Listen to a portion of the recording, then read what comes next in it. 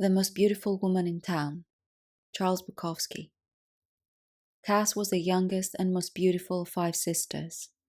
Cass was the most beautiful woman in town, half Indian with a supple and strange body, a snake-like and fiery body, with eyes to go with it.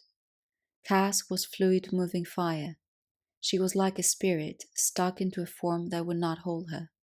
Her hair was black and long and silken, and whirled about as did her body. Her spirit was either very high or very low. There was no in between for Cass. Some said she was crazy. The dull ones said that. The dull ones would never understand Cass. To the men, she was simply a sex machine, and they didn't care whether she was crazy or not. And Cass danced and flirted, kissed the men, but except for an instance or two, when it came time to make it with Cass had somehow slipped away, eluded the men. Her sisters accused her of misusing her beauty, of not using her mind enough, but Cass had mind and spirit. She painted, she danced, she sang, she made things of clay, and when people were hurt either in the spirit or the flesh, Cass felt a deep grieving for them. Her mind was simply different. Her mind was simply not practical. Her sisters were jealous of her because she attracted their men, and they were angry because they felt she didn't make the best use of them. She had a habit of being kind to the uglier ones. The so-called handsome men revolted her. No guts, she said, no zap. They're riding on their perfect little earlobes and well-shaped nostrils, all surface and no insides. She had a temper that came close to insanity. She had a temper that some called insanity. Her father had died of alcohol, and her mother had run off, leaving the girls alone. The girls went to a relative who placed them in a convent. The convent had been an unhappy place, more for Cass than the sisters. The girls were jealous of Cass, and Cass fought most of them. She had razor marks all along her left arm from defending herself in 2 fights. There was also a permanent scar along the left cheek, but the scar, rather than lessening her beauty, only seemed to highlight it. I met her at the West End bar several nights after her release from the convent. Being youngest, she was the last of the sisters to be released. She simply came in and sat next to me. I was probably the ugliest man in town, and this might have had something to do with it. Drink? I asked. Sure, why not? I don't suppose there was anything unusual in our conversation that night. It was simply in the feeling Cass gave. She had chosen me, and it was as simple as that. No pressure.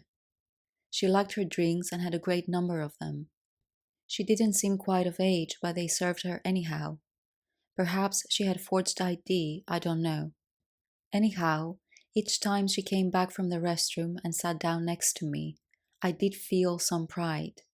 She was not only the most beautiful woman in town, but also one of the most beautiful I had ever seen. I placed my arm about her waist and kissed her once. Do you think I'm pretty? She asked. Yes, of course, but there is something else. There is more than your looks. People are always accusing me of being pretty. Do you really think I'm pretty? Pretty isn't the word, it hardly does you fair. Cass reached into her handbag. I thought she was reaching for her handkerchief. She came out with a long hat pin. Before I could stop her, she had run this long hat pin through her nose, sideways, just above the nostrils. I felt disgust and horror. She looked at me and laughed. Now, do you think I'm pretty? What do you think now? I pulled the hat pin out and held my handkerchief over the bleeding. Several people, including the bartender, had seen the act. The bartender came down. Look, he said to Cass, you act up again and you're out. We don't need your dramatics here. Fuck you, she said. Better keep her straight, the bartender said to me. She'll be all right, I said. It's my nose. I can do what I want with my nose. No, I said. It hurts me. You mean it hurts you when I stick a pin in my nose? Yes, it does. I mean it. All right, I won't do it again. Cheer up. She kissed me, rather grinding through the kiss and holding the handkerchief to her nose. We left for my place at closing time. I had some beer and we sat there talking. It was then that I got the perception of her as a person full of kindness and caring. She gave herself away without knowing it. At the same time, she would leap back into areas of wilderness and incoherence. Schizophrenic, a beautiful and spiritual schizophrenic. Perhaps some man, something, would ruin her forever. I hoped that it wouldn't be me.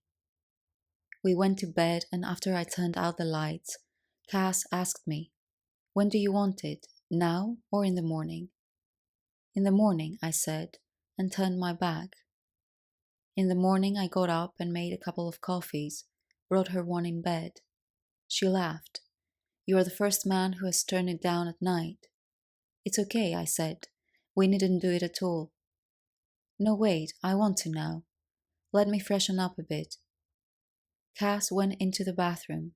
She came out shortly, looking quite wonderful, her long black hair glistening, her eyes and lips glistening, hair glistening. She displayed her body calmly as a good thing. She got under the sheet. "Come on, lover man." I got in. She kissed with abandon, but without haste. I let my hands run over her body, through her hair. I mounted. It was hot and tight. I began to stroke slowly, wanting to make it last. Her eyes looked directly into mine. "What's your name?" I asked. "What the hell difference does it make?" she asked. I laughed and went on ahead.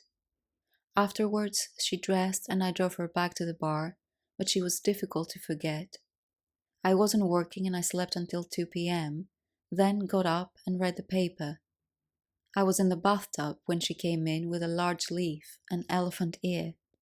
"I knew you'd be in the bathtub," she said, "so I brought you something to cover that thing with, nature boy." She threw the elephant leaf down on me in the bathtub. "How did you know I'd be in the tub?" "I knew." Almost every day Cass arrived when I was in the tub. The times were different, but she seldom missed, and there was the elephant leaf. And then we'd make love. 1 or 2 nights she phoned and I had to bail her out of jail for drunkenness and fighting. "These sons of bitches," she said, "just because they buy you a few drinks, they think they can get into your pants. Once you accept a drink, you create your own trouble." I thought they were interested in me, not just my body. I'm interested in you and your body. I doubt, though, that most men can see beyond your body. I left town for 6 months, bumped around, came back. I had never forgotten Cass, but we had some type of argument, and I felt like moving anyhow, and when I got back I figured she'd be gone. But I had been sitting in the West End bar about 30 minutes when she walked in and sat down next to me. "Well, I see you've come back." I ordered her a drink. Then I looked at her. She had on a high-necked dress. I had never seen her in one of those. And under each eye, driven in, were 2 pins with glass heads. All you could see were the heads of the pins, but the pins were driven down into her face. "God damn you, are you still trying to destroy your beauty?" "No, it's the fad, you fool." "You're crazy." "I've missed you," she said. "Is there anybody else?" "No, there isn't anybody else, just you. But I'm hustling. It costs $10, but you get it free."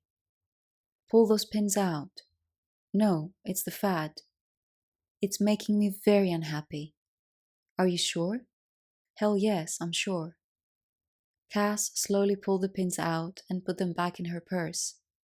"Why do you haggle your beauty?" I asked. "Why don't you just live with it?" "Because people think it's all I have. Beauty is nothing. Beauty won't stay. You don't know how lucky you are to be ugly, because if people like you, you know it's for something else." "Okay," I said, "I'm lucky." "I don't mean you're ugly. People just think you're ugly. You have a fascinating face." "Thanks." We had another drink. "What are you doing?" she asked. "Nothing. I can't get on to anything. No interest." Me neither. If you were a woman, you could hustle. I don't think I could ever make contact with that many strangers. It's wearing. You're right. It's wearing. Everything is wearing.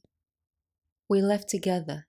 People still stared at Cass on the streets. She was a beautiful woman, perhaps more beautiful than ever. We made it to my place, and I opened a bottle of wine and we talked. With Cass and I, it always came easy. She talked a while and I would listen, and then I would talk. Our conversation simply went along without strain. We seemed to discover secrets together. When we discovered a good one, Cass would laugh.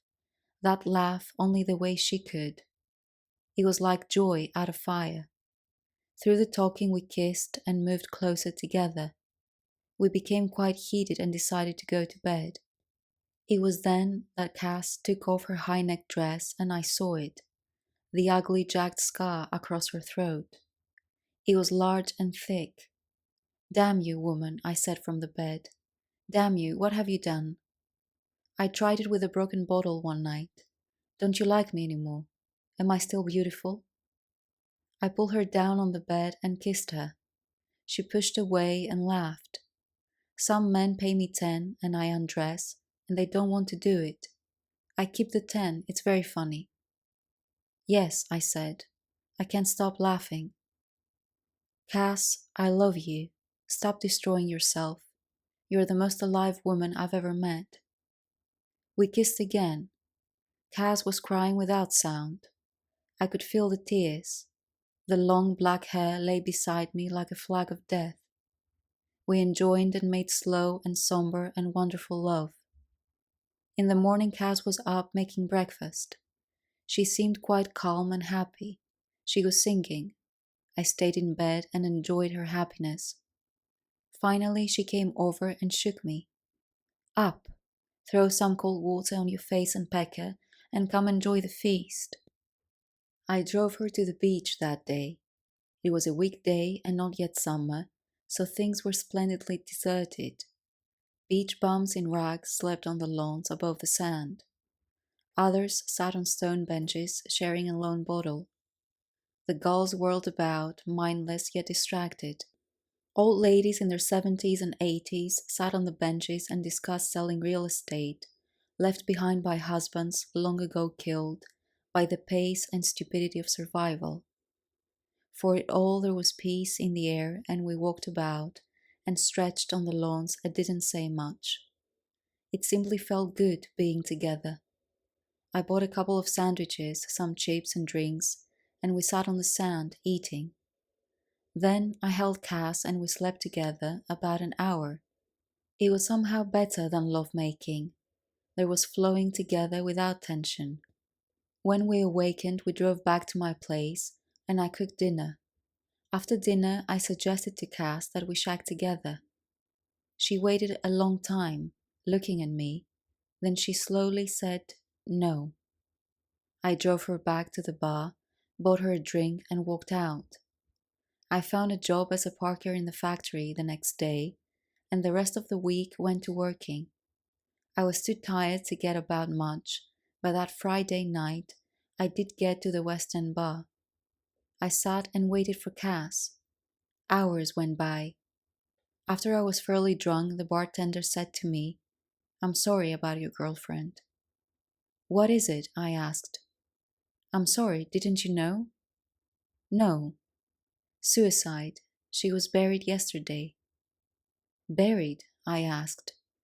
It seemed as though she would walk through the doorway at any moment. How could she be gone? Her sisters buried her. "A suicide? Mind telling me how?" "She cut her throat." "I see. Give me another drink." I drank until closing time. Cass was the most beautiful of 5 sisters, the most beautiful woman in town. I managed to drive to my place, and I kept thinking I should have insisted she stay with me instead of accepting that no. Everything about her had indicated that she had cared. I simply had been too offhand about it, lazy, too unconcerned. I deserved my death and hers. I was a dog. No, why blame the dogs? I got up and found a bottle of wine and drank from it heavily. Cass was the most beautiful girl in town, and she was dead at 20. Outside, somebody honked their automobile horn. They were very loud and persistent. I set the bottle down and screamed out, "Fuck you, shut up." The night kept coming, and there was nothing I could do.